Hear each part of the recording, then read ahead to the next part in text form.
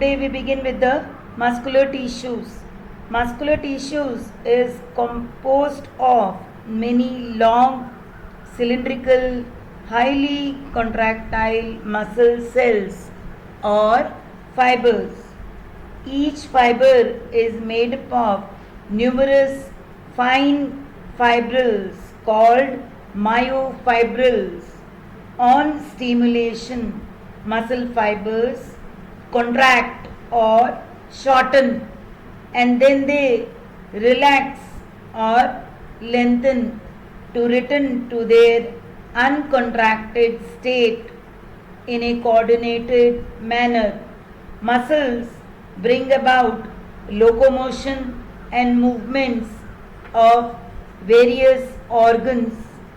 Now we move on to the types of muscles. Muscles are of three types: skeletal muscles, smooth muscles, and cardiac muscles.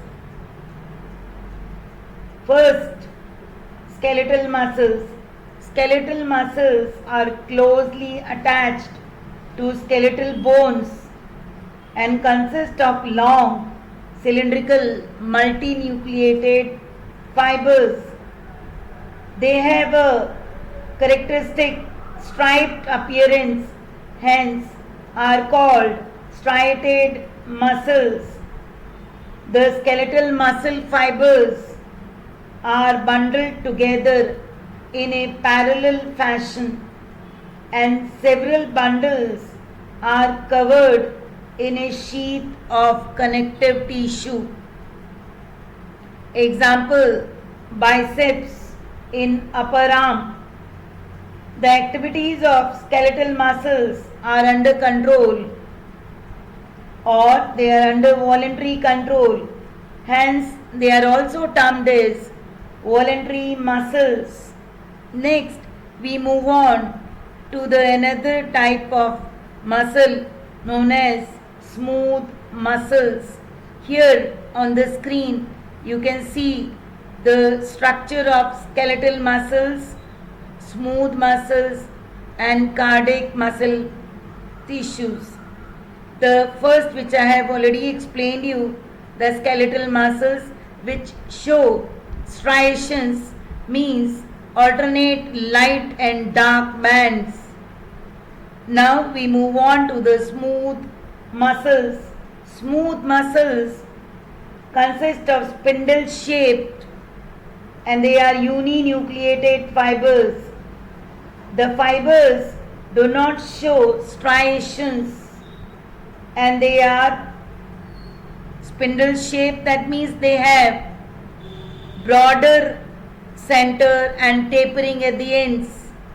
Means from the center they are broader and at the ends they are tapered. Then the cell junctions hold them together and they are bundled together in a connective tissue sheath. Smooth muscles are present in the walls of internal organs such as organs of alimentary canal like stomach, intestine and the blood vessels, etc.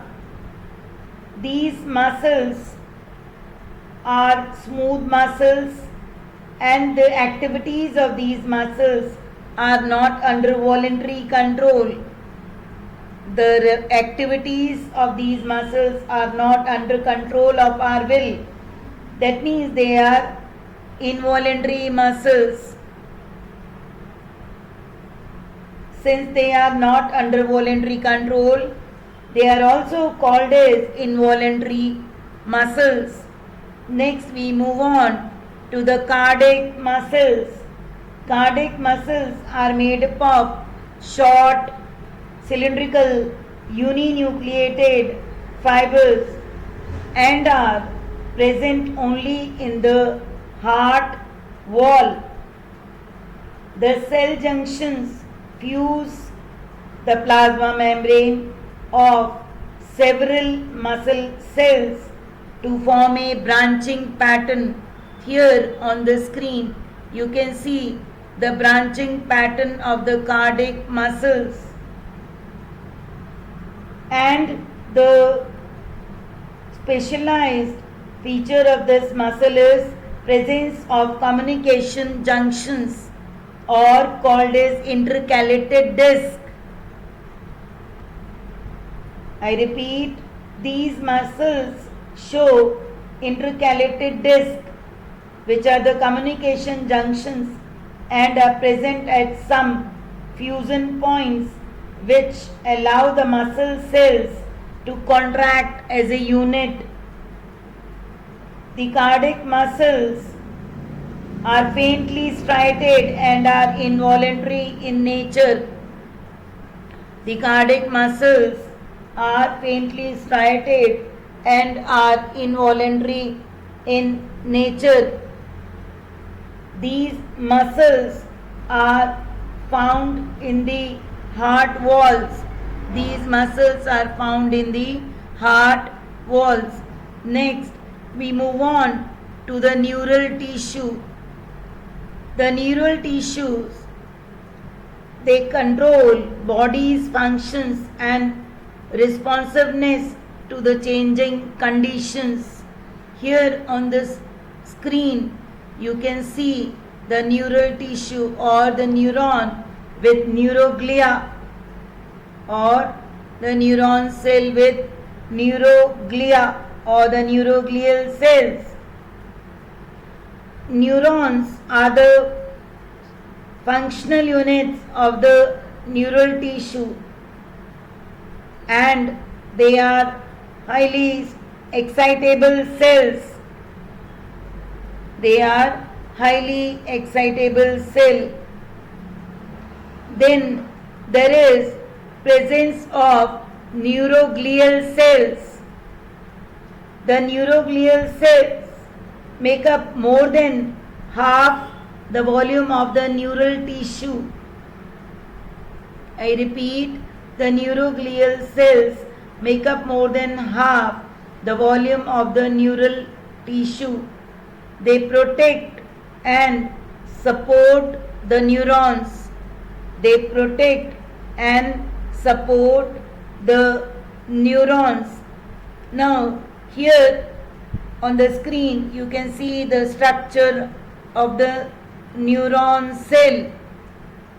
When a neuron is suitably stimulated, an electrical disturbance is generated. An electrical disturbance is generated which swiftly travels along its plasma membrane, and the neuron cell, or it is the structural and functional unit of neural system. It is a microscopic structure. It contains three major parts. It contains three major parts. They are cell body, dendrites, and axon. The cell body contains cytoplasm with a nucleus and certain granular bodies called Nissl granules. The dendrites are short, fibrous outgrowth which branch repeatedly and project out of the cell body. They also contain Nissl granules and transmit impulses towards the cell body. Then axon is a single long fiber. Axon is a single long fiber, and it is like outgrowth which arise from the cell body. It is branched at the distal end. Axon is branched at the distal end, and each branch of it terminates into a bulb-like structure called synaptic knob and possesses synaptic vesicle and possesses synaptic knob which contains synaptic vesicles. These synaptic vesicles contain neurotransmitters Neurotransmitters are the chemicals which are released in the gap or the synapse. So the axon transmit nerve impulses away from the cell body to a synapse or to a neuromuscular junction. Based on the number of axon in the dendrites, the neurons are of three types. They are called as multipolar neurons, bipolar neurons, and the unipolar neuron. Then I told you that the neuron is stimulated due to a stimulus and an electrical impulse is generated which travels along its membrane and it causes disturbance at the neural endings or at the axon endings and then triggers the events that may cause stimulation or inhibition of the adjacent neuron. And I told you that the neurons, based on the number of axon in the dendrites, they are of three types. Multipolar neuron possesses an axon and two or more dendrites. They are found in cerebral cortex, and the bipolar neurons possess one axon and one dendrite, and they are found in retina of eye. And unipolar neuron, they possess cell body and one axon only, and they are found in embryonic stages. This way I end telling you about the muscle tissue and the neural tissue. This way I explained you about the details of the neural tissue also. Thank you.